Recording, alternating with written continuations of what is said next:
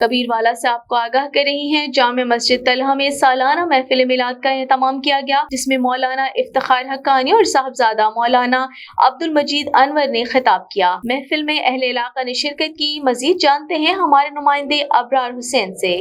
جی بالکل، سالانہ محفل میلاد کا اہتمام جامع مسجد طلحہ میں کیا گیا، جس میں مولانا افتخار حقانی اور مولانا عبد المجید انور نے خطاب کیا۔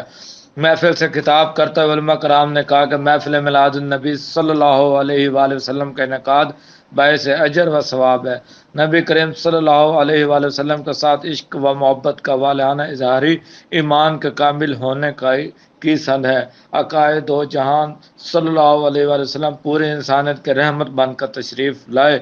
آپ صلی اللہ علیہ وآلہ وسلم کی سیرت طیبہ کے ہمیں اپنی زندگی میں اسلامی انقلاب لانا چاہیے۔ انہوں نے کہا کہ اللہ تعالیٰ کے فضل و کرم سے ہی نبی کریم صلی اللہ علیہ وآلہ وسلم کی ولادت و بسادت کی خوشیاں منانا اور محفل میلاد نبی صلی اللہ علیہ وآلہ وسلم میں شریک ہونا نصیب ہوتا ہے۔